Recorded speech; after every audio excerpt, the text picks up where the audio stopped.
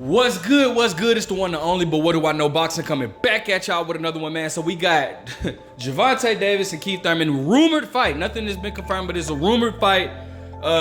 It's rumored that these two have been matched up with each other. It's Michael Bisping says Gervonta Davis trainer Calvin Ford has teased that a big fight is now in the works for Tank's return. Right now, something big is coming.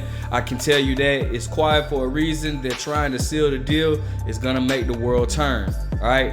And then it says the deal is, somebody has, come out and said a deal has been finalized at a catch weight of 145 for Gervonta Davis versus Keith one-time Thurman on December 9th at the T-Mobile Arena in Las Vegas. All right.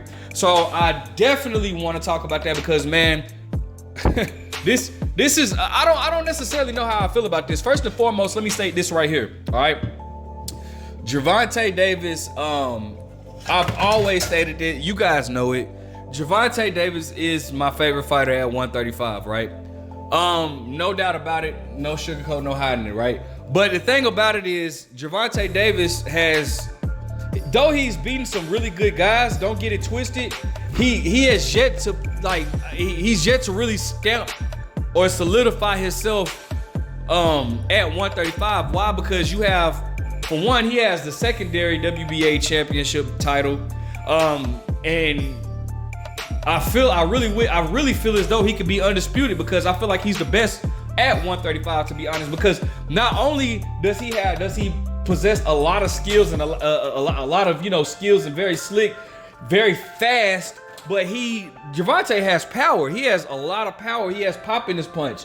So I've always felt like Gervonta was the best at 135. That includes Devin Haney. I feel like he could beat Devin Haney. I feel like he could beat Lomachenko. I feel like he could beat Shakur.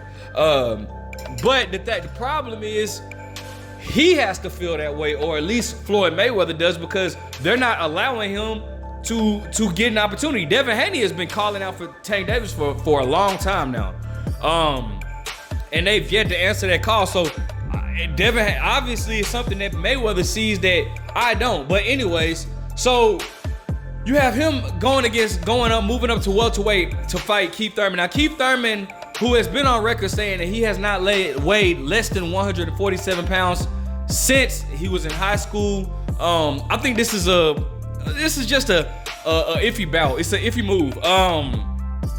Reason being is, for one, is it gonna be eye-catching? Yes, a lot of people are gonna watch this fight, including myself. Yeah, no doubt about it, right? You have two big names, and that's all it takes to make a big event. Two big names. Neither one of them have to have titles. Obviously, Gervonta Davis and Ryan Garcia proved that earlier this year. All it takes is just two big names, right? So Keith Thurman, who hasn't been active at all, coming to a catch weight of 145. Tank Davis moving up to fight Keith Thurman. It's weird because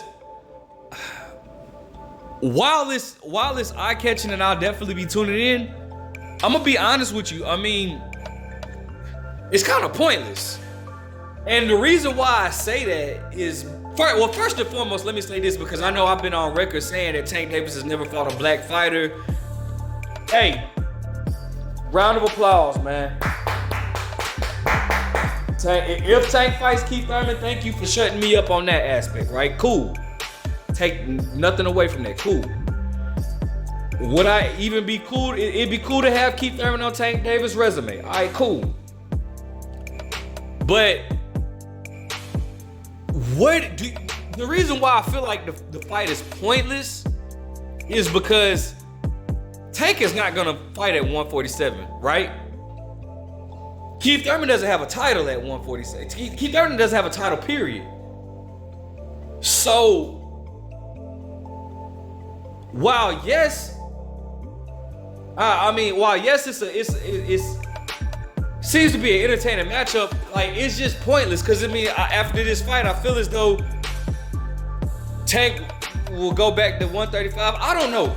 To me, it just seems as though Tank is just more so, or Floyd is more so looking for Tank just to be a part of big events.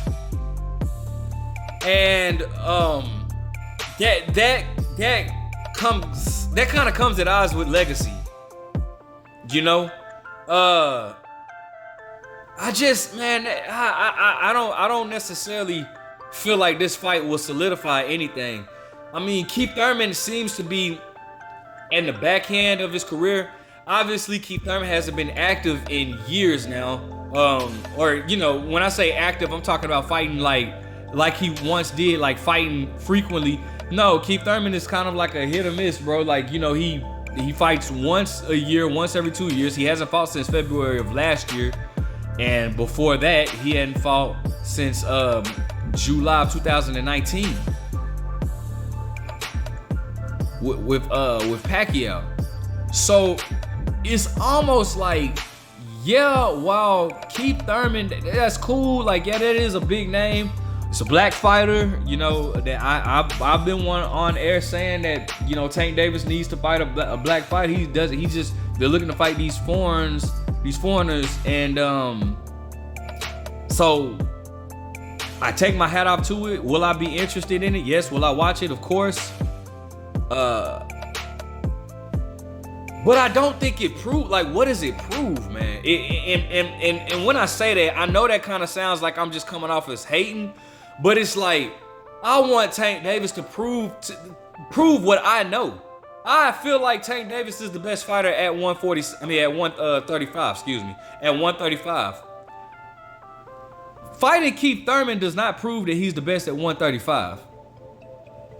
As a matter of fact, it doesn't even add on to his legacy because Keith Thurman doesn't have a title. Keith Thurman fighting Tank Davis proves nothing for him at 147. I think we all want Keith Thurman to fight Jaron Ennis. It was rumored that he was gonna fight Yordenis Ugas, Yordenis Ugas is gonna fight Mario Barrios, who Keith Thurman already beaten.